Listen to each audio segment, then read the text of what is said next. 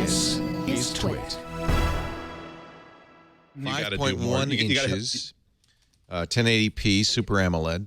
A superior viewing experience, ever brighter than TFT LCDs. That's going to test some people. 5.1 is a handful for a lot of people. Noob in the chat room says the IP67 rating means submerged in 3 feet of water for up to 30 minutes. Okay. Analyze and segment the display. How about if there's pee in that water? What is so local? When you will use your Galaxy S5 in the blazing sun of Barcelona, it'll be clearer and easier to see. But we thought about the opposite situation too. That's been on Nokia Windows You can now make your display Super dimming. extremely dim, more than ever before. We have the dimmest phone. Dim. Every Apple blogger is now saying, hey, they promised the dimmest phone ever made. We already knew that, Samsung. Why would you tout that? Our enhanced display technology analyzes the incoming light. This actually is an important feature in terms of battery life. You want the display to be exactly bright enough to read, but no brighter. And I think for battery life, that's key. Here we go. Camera. Oh, yeah. Smooth jazz. It's quiet. Your call is important to us. Is so clear on this. The camera is core. Sony Z2 has a 3,200 milliamp hour battery. Fast autofocus technology. Fast autofocus, HDR, and selective focus. And new other features like selective As, just like focus bracketing every or other smartphone. better pictures. Well, selective focus. But if they mean like focus bracketing so you can recompose. Like a Lytro.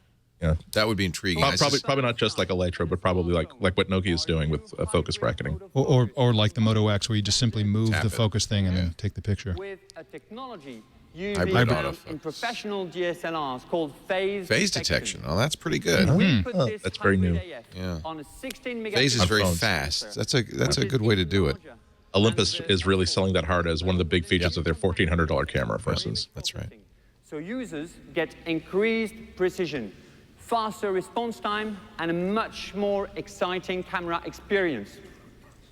So no matter how quickly your subject moves, be it pigeons circling La Sagrada Familia or your kids winning goal, you'll be able to capture the moment in La just Sagrada Familia is 0.3 the still unfinished seconds. Gaudi This Cathedral is in the Barcelona. fastest That's right. ever autofocus for a smartphone.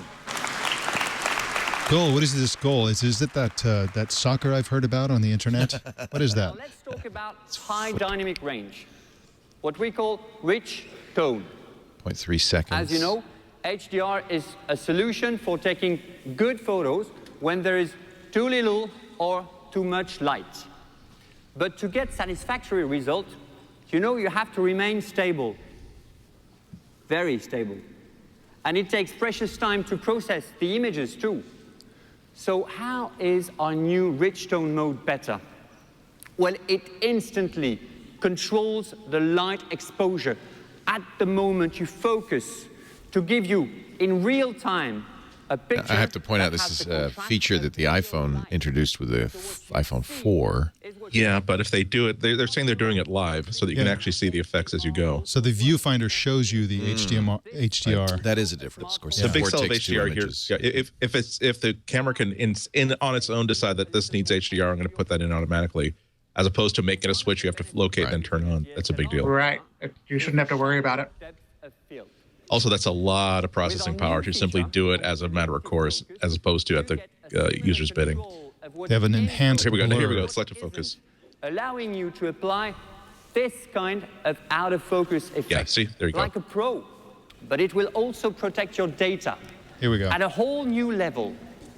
And the key Is Knox. is right here. Yep. Ah, fingerprint reader. There we go. Okay. Finger scanner uses your fingerprint as the ultimate password to validate your identity. What? It is encrypted, Requires on a your swipe. device and never Not shared. a push. All it takes is a simple swipe of your finger to make secure payments. No need to key in your credit card number They're showing a PayPal screen on this. or your mother's maiden So there's a name. little thing on the screen that shows you where to start with your finger, and then from there swipe down over the sensor.